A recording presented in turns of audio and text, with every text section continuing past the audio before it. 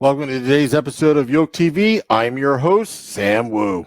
Today we have a very special show planned as we are joined by two icons of the sports world, proud New Jersey natives Carli Lloyd and Eric Legrand.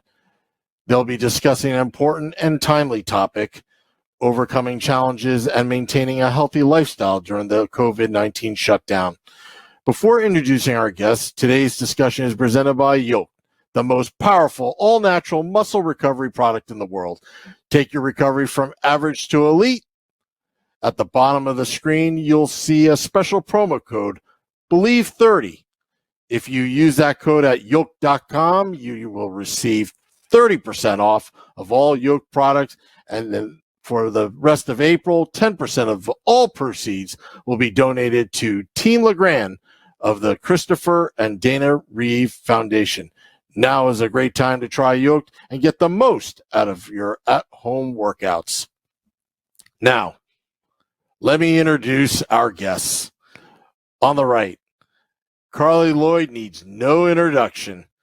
She is a globally recognized soccer icon, having won 2 FIFA World Cups and 2 Olympic gold medals. She is also a 2-time FIFA Player of the Year and currently serves as captain of the U.S. women's national team. A New Jersey native, Carli starred at Rutgers University and currently plays professionally for Sky Blue FC in the National Women's Soccer League. On the left, former Rutgers football player Eric Legrand is universally revered entrepreneur, sports broadcaster, and motivational speaker. Since suffering a severe spinal cord injury that left him paralyzed in 2010, Eric has inspired millions around the world with his unwavering positive perspective and spirit. Through his high-profile advocacy, he has raised over $1 million for spinal cord research. He has been named the most influential person in New Jersey by Star Ledger and received the Jimmy V Award for perseverance at the 2012 ESPYs. Thank you, Carli and Eric, for joining us. As you can see, we will not have a better duo for today's discussions, how to manage life's challenges and live well during the COVID-19 shutdown, especially as it relates to one of the hardest hit areas of the country, the state of New Jersey, a place both Carli and Eric call home. With that, I'll turn it over to you, Eric, so you can begin the discussion. Thanks for that introduction, Sam, and great to be with you, Carli. First question I have for you is, what are you doing to stay healthy in these times now? You know, we're living this crazy life. Yeah, some wild times going on. I don't think, anyone really could have predicted this. And unfortunately, no one really knows when we'll all resume our normal daily lives. So it's difficult. And as I know, some things, happen. You have to adapt. There's a lot of things out of our control at the moment. But I think the biggest thing that I've taken away throughout life and all the challenges that I've been through is adapting to whatever comes your way and trying to find a silver lining. I'm enjoying the pause of life right now. Thankfully, my husband and I are healthy and have a roof over our heads, and I haven't lost my job. I know that there's tons of other people who are really, really suffering out there, and it saddens me. It really does. So I'm trying to kind of soak up the time that I normally don't have and getting my daily workouts in, able to kind of go outside and run. I also have a facility that my coach and mentor James has, which is good timing that he just got it. So I've been able to go in there and get really good workouts in. But I know some people are in difficult, environments that they can't really get out. I was going to say, now adapting is huge. And how often now are you getting able to work out, as you said, in different facilities or going for runs now that you have this time on your hand? I've actually been getting in really good training, probably more so than ever in my career. A couple of reasons being that I have nothing on my schedule. I'm not flying to appearances. I'm not meeting up with the national team. I'm not meeting up with my NWSL Sky Blue team.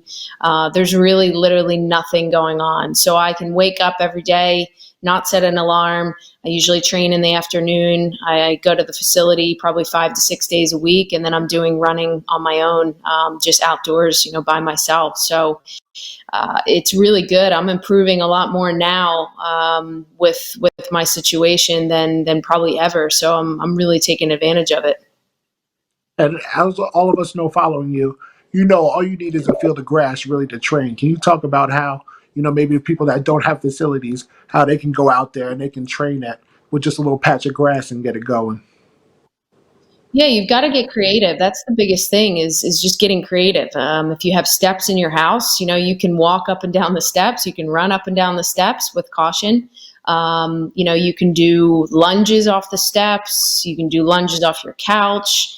If you have a home gym or if you have some equipment, you can do things there. And then if you're able to go outside and run around on a patch of grass or take a bike out and go for a little bike ride, there's plenty of ways to stay active. And the biggest thing is you just have to get creative and just find a way. I mean, throughout my career, I've never let anything kind of come in the way of my training. If I'm flying to an appearance, I've got to find a patch of grass and get creative and get to it. So I know there's lots of online things that people can kind of follow and figure out, but just got to get creative for sure.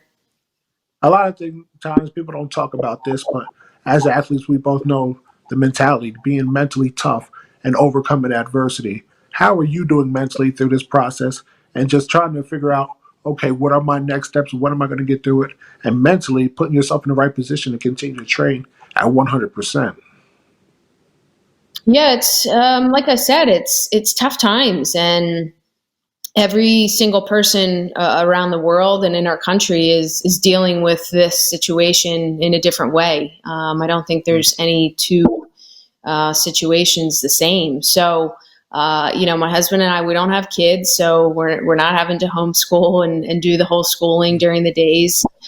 We can kind of, figure things out, wake up and figure out what we want to do. But I think a lot of our stress that we put on ourselves each and every day, is from the thoughts and the things going on in our mind. And if you practice positive thinking and, trying to find the silver lining in every challenging situation, you're usually better off. And I know it's a lot, harder, easier said than done.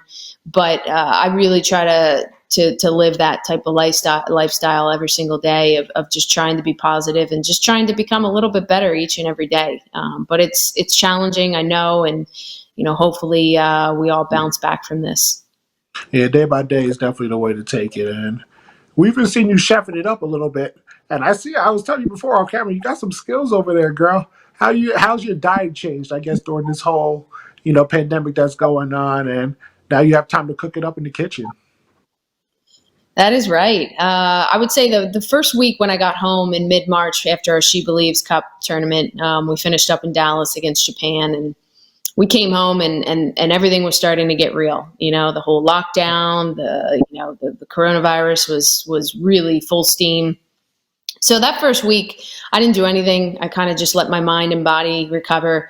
I wasn't probably eating the greatest. I was binging on some golden stuff, double stuffed golden Oreos, which wasn't the greatest. And then I got it out of my system, and then I was back to the grind, back to working out. And yeah, I've just had a lot of time. I mean, I'm not racing off to go anywhere. So, I really believe that if you want to live a healthy lifestyle and cook and really find some recipes that are healthy, it does require a lot of prep and some time. So I have the time, and my husband and I have been kind of, doing the cooking in the kitchen together and just enjoying that. We found some new recipes that we really love, and we love good quality food and healthy food. So that's been important. That's awesome. That's awesome, man. I've seen plenty of your videos where you've been posting on Instagram early in the morning. You see the deer running around in your backyard. If I've heard correctly, I believe you want to have a farm one day or your own animals. What would you say is your favorite animal?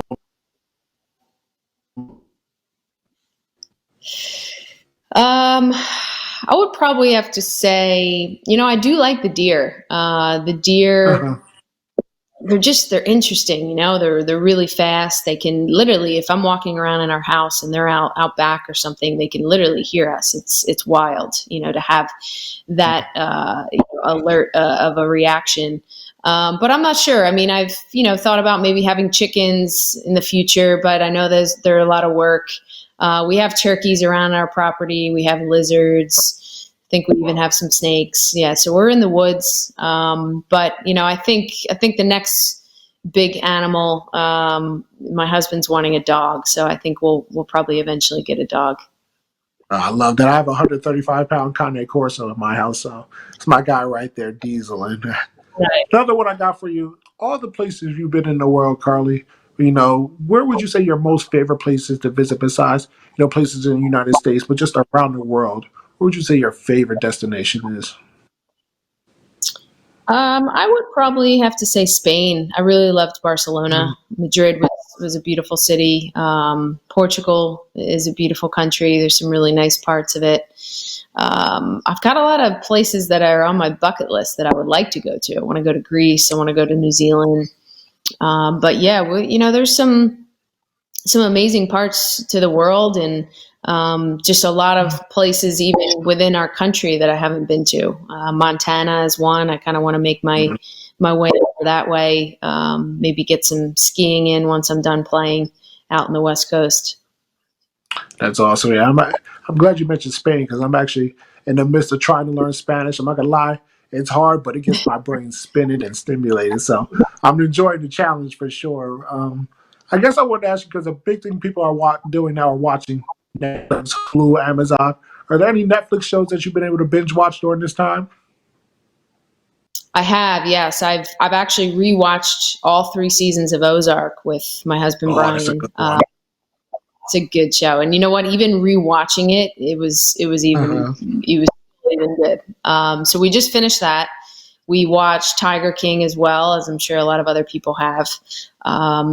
Been watching the Jordan documentary, The Last Dance came out, which obviously we all couldn't binge, only 2 episodes at a time, which is phenomenal. And I don't know, we got to find some new ones. So I've got some ones in the queue that we'll probably start to watch at some point. Yeah.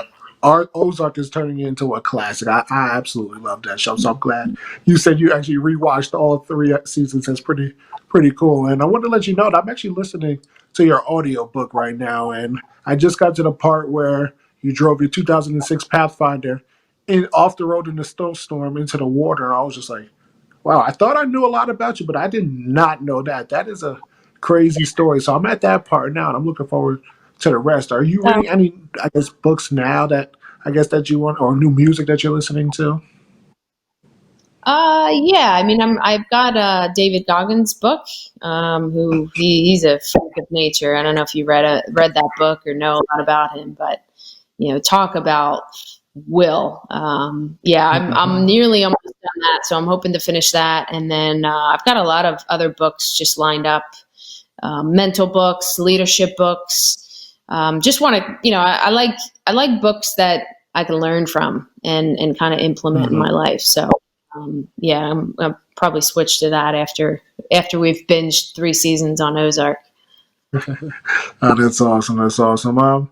Before we go, Carli, I just want to let you address the crowd because you're always competing against yourself. But what is your why? What pushes you each and every day, Carli? My why is the will to be the best that I can be every single day. Every single day we wake up and it's an opportunity to be better. And, you may not feel at your best, or you may not feel like, getting up and doing a presentation or getting up and doing a workout, but you just have to have that will to get through it. Empty the tank is a saying I love. Is just giving it your all every single day, but just striving to be better every single day, one day at a time. Well, Carli, that's all the questions I have for you. I appreciate you letting us come into your life during this time of, I guess people can reflect on all the great things that we haven't appreciated. And you giving us some perspective today. It really means a lot to me being able to do this and our whole Yoke community and everyone that is watching this. So Thank you so much for the time. No worries. Always a pleasure speaking with you, Eric.